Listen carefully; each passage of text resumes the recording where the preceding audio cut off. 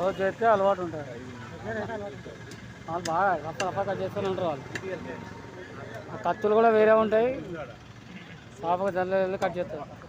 Hi అండి. ఈ చేపలు కొనేసరికి మంచి ఎండ అయింది. ఈ చేపలు కట్ చేసేటానికి చేపల క్లీనింగ్ రాదు, డైరెక్ట్ చెరువు నుంచి తీసుకొచ్చుకొని అమ్ముకోవటం ఒక్కటే ఆయన తెలిసింది. మా హస్బెండ్ చెప్తున్నాడు, ఆ చేపలు కట్ చేయడానికి పాపం చాలా కష్టపడ్డాడంట. అతను గిరాకున్నప్పుడే గిరాకు చేసుకోవాలని ఆయన చేసిన ప్రయత్నం. మేమైతే ఈ చేపలు క్లీన్ చేసుకొని అల్లం వెల్లిపాయ పేస్టు, పసుపు, ఉప్పు, కారము, ధనియాల పొడి, జీలకర్ర పొడి, మెంతుల పొడి, కొంచెం నిమ్మకాయ, ఆయిల్ ఇవన్నీ యాడ్ చేసి చేప ముక్కలకి బాగా మ్యారినేట్ చేసుకున్నాం. ఇంకేముంది, కర్రీ ఫ్రై రెండు ప్రిపరేషన్ చేసుకున్నాం.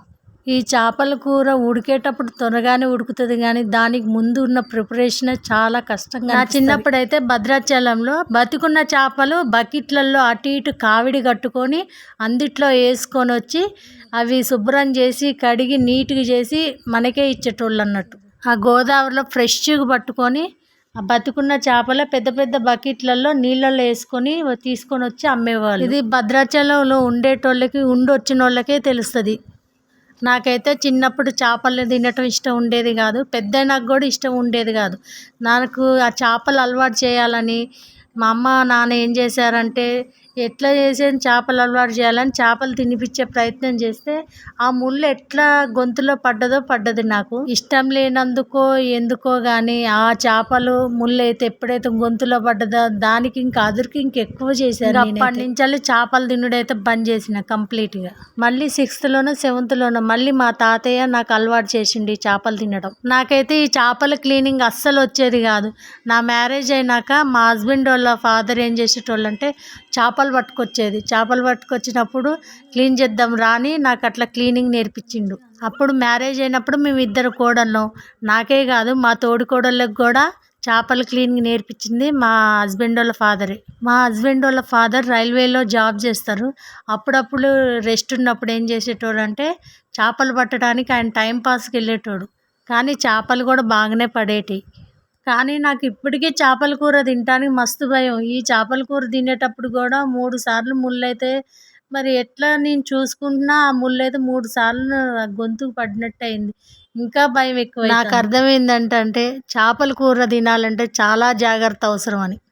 భద్రాచలంలో గోదావరి కూడా మాకు ఎంతో దూరం ఉండేది కాదు. స్కూలు, ఇల్లు, ఆ రాములవారి గుడి కూడా కొంచెం దగ్గరలోనే ఉండేది. మా చిన్నప్పుడు కనుక అప్పట్లో షాపింగ్ మాల్స్ అవేమి ఉండేవి కాదు కాబట్టి ఎవరైనా టైంపాస్కి భద్రాచలం గుడి అంటే అక్కడ షాపులు అవన్నీ బాగుండేవి, పెద్ద పెద్దవి. ఆ గోదావరి దగ్గరికి వెళ్ళేటోళ్ళు ఆ చేపలు పట్టేది చూసేది అన్నట్టు. కనీసం మేమైతే వారం 10 రోజులకు 2 సార్లు అయినా ఖచ్చితంగా వెళ్ళేటోళ్ళం.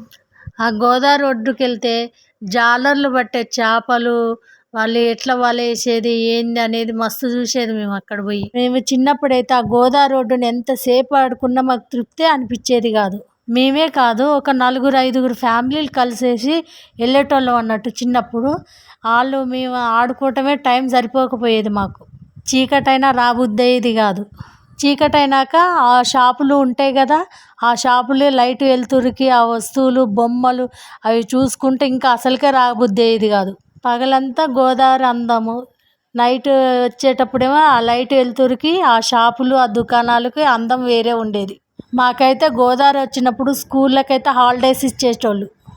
మేము చదువుకున్న స్కూల్ ఉన్న ఏరియాలోకి, మేము ఉంటున్న ఇంటి ఏరియాలోకి ఎప్పుడు గోదావరి రాలేదు. అయితే మా ఇంటి ఓనర్ ఒక అమ్మమ్మ ఉండేది. అంత గోదావరి మన ఇంటి దగ్గర నుంచి చూస్తే పొర్లుకుంటూ వస్తుంది, మన ఇంటి వరకు ఎందుకు రాలేదని ఆమెను నేను అడిగేదాన్ని. ఇది ఎత్తు మీద ఉన్న ఏరియా అమ్మ, ఇక్కడ గోదావరి రాదని చెప్పింది. కానీ ఇంటి దగ్గరుండి చూస్తూ ఉంటే తెల్లగా ఇట్లా గోదావరి ఇట్లా పొర్లుకుంటూ వచ్చినట్టు మాత్రం మాకైతే అవుపడింది.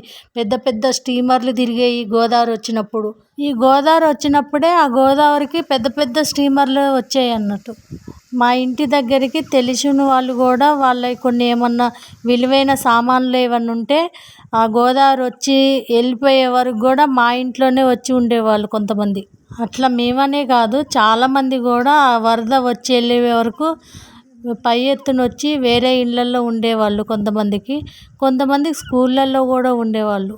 నేను ఎందుకు ఇవన్నీ చెప్తున్నా అంటే చిన్నప్పుడు ఒక మెమరీస్ అనేవి ఉంటాయి కదా, ఆ చేపలు అవన్నీ నా కళ్ళతో దగ్గర చిన్నప్పటి నుంచి చూసా కాబట్టి ఈ చేపలు చూసినప్పుడల్లా నాకు ఆ గోదావరి గుర్తుకొస్తుంది. నేను చెప్పినవన్నీ భద్రాచలంలో ఉండొచ్చిన వాళ్ళకి ఎవరికైనా ఈ అనుభవాలు, ఉంటున్న వాళ్ళకి ఉండొచ్చిన వాళ్ళకి ఇవి ఒక అనుభవాలు. ఈ గోదావరి వచ్చినప్పుడు హెలికాప్టర్లు, స్టీమర్లు అస్సలు ఆడావుడి వేరేలాగుంటుంది. ఆ గోదావరి వచ్చి వెళ్ళిపోయిన తర్వాత చూడాలి ఒక్కొక్కళ్ళ బాధలు. ఆ ఇంటి పైకప్పులు పోయి, ఇంట్లో బీరువాలు వస్తువులన్నీ పోయి మళ్ళీ ఆ ఇల్లుని రెడీ చేసుకోవటం వాళ్ళకి పెద్ద పని అన్నట్టు. ఇవన్నీ నేను అక్కడ ఉన్నప్పుడు ఇవి చాలా వరకు నేను ఎప్పుడూ చూసేదాన్ని ఇట్లనే. ఇప్పుడు నేను భద్రాచలం పోవడం లేదు, ఏమీ లేదు కాబట్టి ఇప్పుడు ఆ భద్రాచలం ఎట్లున్నది ఏందనేది కూడా నాకు తెలియదు. అన్నీ పెద్ద పెద్ద బిల్డింగ్లేని ఇప్పుడు ఆ ప్రాబ్లం ఎవరికి ఉండదు. చేపలు అయితే కిలోల లెక్క అస్సలు ఇయ్యరు. బకెట్లోంచి చేతులు పెట్టేసి చేతులకి ఎన్ని వస్తే అన్ని తీసి ఇచ్చేటోళ్ళు. మనకు అప్పుడు చేపల విలువ ఏందో మనకు తెలియదు కాబట్టి ఏమో అంత పెద్ద పట్టించుకోకపోయేది. చేపలు ఎగురుతుంటే అవి కదులుతుంటే వాటిని చూసుడు అట్లా సరదా అనిపించేది. కానీ చేపలకి ఇంత విలువ, తింటే ఇంత మంచిదన్న సంగతి నాకు కొంచెం పెద్దగా అయినాక తెలిసింది. ఇంత పెద్ద చేప ఫుల్ ఫిష్ ఫ్రై చేయటం మొదటిసారి. టేస్ట్ మాత్రం సూపర్గా ఉంది. నేనైతే ఫస్ట్ ఫ్రై తినలేదు, కర్రీ తిన్నా. కర్రీ తిన్నప్పుడు కర్రీయే బాగా టేస్ట్ ఉందని అనుకున్నా కానీ దానికి మించిపోయింది ఫ్రై కూడా అంత టేస్ట్ ఉన్నది. మీరందరూ నన్ను సపోర్ట్ చేసి నా వీడియోస్ని సబ్స్క్రైబ్ చేసి లైక్ చేయండి ఫ్రెండ్స్. యూట్యూబ్ వీడియోస్ పెడుతున్నామంటే మాకు కూడా చాలా టెన్షన్గా ఉంటుంది. ఒక ఎగ్జామ్కి ప్రిపేర్ అన్న ఫీలింగ్లోనే ఉంటాం. మేము తీసుకొని పెట్టుకున్న వీడియోస్ అయినా నా వీడియోస్ని ఎట్లా ఆదరిస్తారు ఏందనే ఆలోచన మీదనే వీడియోలు తీస్తూ ఉంటాం. నేను చేస్తున్న వీడియోస్ని నా యూట్యూబ్ని కూడా సబ్స్క్రైబ్ చేయండి. నా యూట్యూబ్ పేరు ఆంధ్ర టు తెలంగాణ ముచ్చట్లు. నా వీడియోస్లో ఉత్త ఫుడ్డే కాకుండా వేరే బ్లాగ్స్ కూడా వీలుంటే పెడతా ఉంటా. నా ఛానల్ కూడా సబ్స్క్రైబ్ చేసి లైక్ చేయండి friends. Please subscribe my channel. నన్ను సపోర్ట్ చేయండి.